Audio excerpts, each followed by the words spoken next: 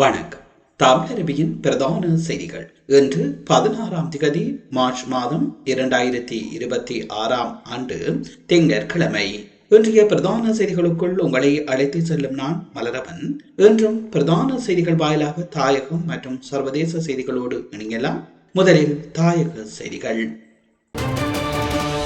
மத்திய கிழக்கில் தீவிரமடைந்து வரும் போர் சூழலை தொடர்ந்து உள்நாட்டில் அத்தியாவசிய சேவைகளை பாதிப்பின்றி முன்னெடுத்து செல்வது குறித்து ஜனாதிபதி தலைமையில் அமைச்சின் செயலாளர்கள் மற்றும் நிறுவன தலைவர்களுடன் உயர்மட்ட கலந்துரையாடல் ஒன்று இடம்பெற்றுள்ளது.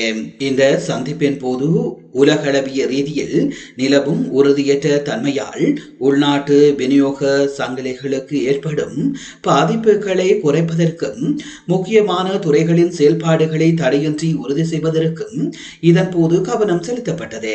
எரிபொருள் விநியோகத்திற்கான டிஜிட்டல் QR முறையை மேலும் முறைப்படுத்தவும் வலுப்படுத்தவும் ஜனாதிபதி உத்தரவிட்டார். குறிப்பாக விவசாயம், கடற்தொழில் மற்றும் கைத்தொழில் துறைகளுக்கு தடையின்றி எரிபொருள் கிடைப்பதை உறுதி செய்வது பொருளாதார வீழ்ச்சியத்தை தடுக்க அவசியம் என அவர் சுட்டிக்காட்டியுள்ளார். நாட்டில் எரிபொருள் நுகர்வை குறைக்கும் நோக்கில் அரசு மற்றும் தனியார் துறை ஊழியர்களுக்கு வீட்டிலிருந்தே வேலை செய்யும் நடைமுறையை அமல்படுத்துவதற்கான சாத்தியக்கூறுகள் குறித்தும் ஆராயுமாறு அதிகாரிகளுக்கு ஜனாதிபதி அறிவுறுத்தினார். இது தொடர்பான விரிவான அறிக்கையை சமர்ப்பிக்குமாறு அவர் கேட்டுக்கொண்டார். இந்த இக்கட்டான கால பகுதியில் நாட்டின் பொருளாதார ஸ்திரத்தன்மையை பேண அனைத்து துறைகளும் ஒருங்கிணைந்து செயல்பட வேண்டியதன் அவசியத்தை ஜனாதிபதி இதன் போது வலியுறுத்தியுள்ளமை இங்கே குறிப்பிடத்தக்கது.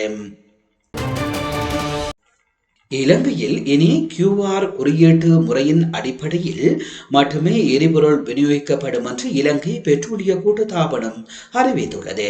இந்த விநியோக நடைமுறைகள் காவல்துறையினரின் உதவி மற்றும் கண்காணிப்பின் கீழ் நடைபெறும் என்று தெரிவிக்கப்பட்டுள்ளது.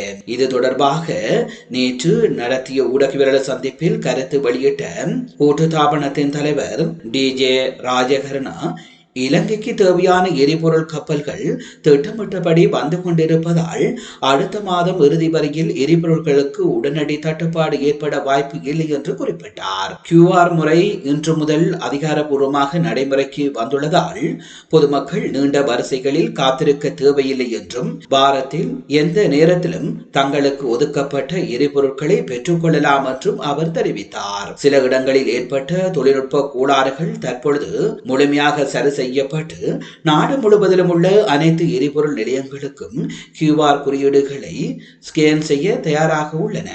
இந்த நடைமுறையின் கீழ் QR முறைக்கு புறம்பாக எரிபொருள் பெற எவருக்கும் அனுமதி இல்லை என்பதுடனும் QR முறையை பயன்படுத்தாமல் வரிசைகளில் காத்திருப்பவர்களுக்கு எரிபொருள் வழங்கப்பட மாட்டாது என்றும் எச்சரிக்கப்பட்டுள்ளது. மேலும் விநியோகிக்கப்பட்ட எரிபொருள் அளவுக்கு QR பதிவுகளுக்கு இடையே முரண்பாடு இருந்தால் சம்பந்தப்பட்ட எரிபொருள் நிலையங்களின் உரிமம் ரத்து செய்யப்படும் எனவும் தெரிவிக்கப்பட்டுள்ளது. அதேவேளை பேருந்து சேவைகளுக்கான எரிபொருள் விநியோகம் இலங்கை போக்குவரத்து சபை மூலம், மீன்பிடி மற்றும் விவசாய துறைகளுக்கான விநியோகம் விசேட ஏற்பாடுகள் மூலம் தடையின்றி தொடரும் என அவர் மேலும் விளக்கம் அளித்துள்ளமை இங்கே குறிப்பிடத்தக்கது. குறிப்பாக உலகம் முழுவதிலும் ஏற்பட்டிருக்கின்ற எரிபொருள் பற்றாக்குறை என்பது இன்னும் சிறு காலங்களுக்கு இது நீடிப்பதற்கான சாத்தியக்கூறுகள் நிலவுகின்ற இந்த வேளையில் வளர்ச்சியடைந்து கொண்டு வருகின்ற இலங்கையை போன்ற சிறு நாடுகளுக்கு இது மிகப்பெரிய ஒரு சுமையாகத்தான் இருக்கப் போகின்றது. ஆகவே அரசாங்கம் தற்பொழுது நடைமுறைப்படுத்தி இருக்கின்ற QR முறை என்பது ஒரு நல்ல முறையாக இருந்தாலும், அதாவது குறிப்பாக பெட்ரோலையும் டீசலையும் யாருக்கு கொடுப்பது என்பதனையும் அரசாங்கம் கடுமையாக்க வேண்டும். குறிப்பாக இளைஞர் சமூகங்களுக்கு பெட்ரோலையும் டீசலையும் முற்றாக நிறுத்துவதற்கு அரசாங்கம் நடவடிக்கை எடுக்க வேண்டும். இதில் குறிப்பாக இளைஞர்கள் பேருந்துகளையும் தனியார் பேருந்துகளையும் பயன்படுத்துவதற்கான முயற்சிகளை அவர்கள் செய்வதன் ஊடாக பெட்ரோலுடைய கேள்வி குறையக்கூடும் என்பதுதான் என்னுடைய கருத்தாக இருக்கின்றது. நிச்சயமாக அரசாங்கம் தற்பொழுது எடுத்திருக்கின்ற இந்த நடவடிக்கை என்பது ஒரு நல்ல ஒரு நடவடிக்கை தான். இதனை தொடர்ந்து அரசாங்கம் செய்ய வேண்டும். இதனூடாக நாட்டில் பெட்ரோலுடைய தேவை குறைவதோடு பல இளைஞர்களுடைய உயிர்களும் பாதுகாக்கப்படும் என்பதுதான் உண்மையான செய்தியாக இருக்கின்றது. நாட்டின் சில பகுதிகளில் மனித உடலால் உணரப்படும் வெப்பத்தின் அளவு எச்சரிக்கை மட்டத்திற்கு அதிகரிக்கக்கூடும் என வளிமண்டலவியல் திணைக்களம் தெரிவித்துள்ளது. வளிமண்டலவியல் திணைக்களம் விடுத்துள்ள அறிக்கையிலேயே இந்த விடயம் குறிப்பிடப்பட்டுள்ளது.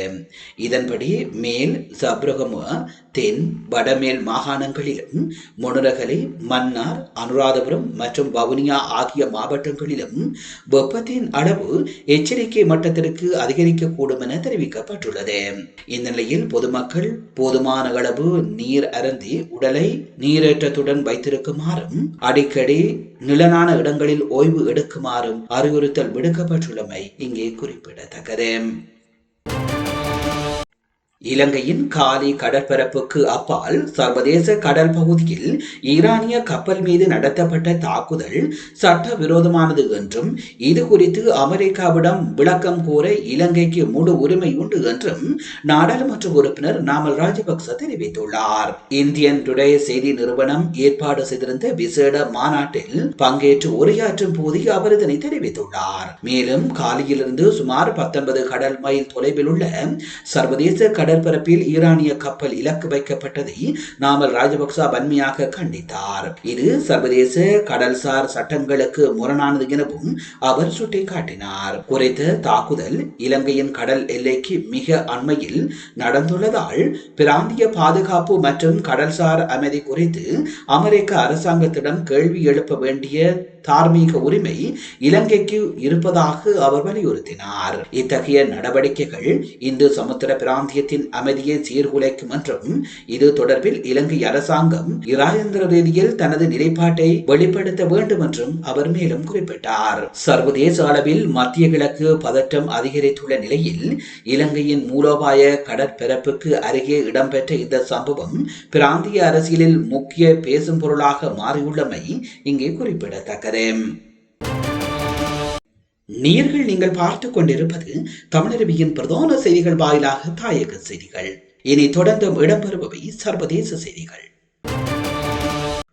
இந்தியாவின் முக்கிய மாநிலங்களான தமிழ்நாடு, கேரளா, அசாம், மேற்கு வங்கம் மற்றும் புதுச்சேரி ஆகியவற்றுக்கான 2026 சட்டமன்ற தேர்தல் திகதிகளை இந்திய தேர்தல் ஆணையகம் அறிவித்துள்ளது. இதன்படி தமிழகத்தில் வரும் ஏப்ரல் மாதம் 23ஆம் திகதி ஒரே கட்டமாக வாக்குப்பதிவு நடைபெற உள்ளது. அசாம், கேரளா மற்றும் புதுச்சேரி ஆகிய மாநிலங்களில் ஏப்ரல் 9ஆம் திகதி தேர்தல் நடைபெற உள்ள அதே வேளையில் மேற்கு வங்கத்தில் ஏப்ரல் 23 மற்றும் ஏப்ரல் 29 என 2 கட்டங்களாக தேர்தல்கள் நடத்தப்பட உள்ளது. தேர்தலுக்கான வேட்புமனு தாக்கல் இன்று முதல் தொடங்குகிறது. மார்ச் 23ஆம் தேதி வரை வேட்புமனுக்களை தாக்கல் செய்ய முடியும். மார்ச் 24இல் மனுக்கள் பரிசோதனை செய்யப்பட்டு மார்ச் 26ஆம் தேதிக்குள் வேட்புமனுக்களை திரும்ப பெற அவகாசம் வழங்கப்பட்டுள்ளது. அனைத்து மாநிலங்களிலும் பதிவான வாக்குகள் மே மாதம் 4ஆம் தேதி எண்ணப்பட்டு முடிவுகள் அறிவிக்கப்பட உள்ளன. தேர்தல் அறிவிக்கப்பட்டுள்ளதை அடுத்து அந்த மாநிலங்களில் தேர்தல் நடத்தை விதிகள் உடனடியாக அமலுக்கு வந்துள்ளன. அரசியல் கட்சிகள் கூட்டணி பேச்சுவார்த்தைகள் மற்றும் வேட்பாளர் தெரிவில் தற்போது தீவிரமாக ஈடுபட்டு வருவதாக இந்திய ஊடகங்கள் செய்தி வெளியிட்டுள்ளன. அதிமுகவை மட்டுமல்லாது தனது மனச்சாட்சியையும் எடப்பாடி பழனிசாமி பாஜகவிடம் அடகு வைத்திருக்கிறார் என முதலமைச்சர் மு.க.ஸ்டாலின் கூறியுள்ளார்.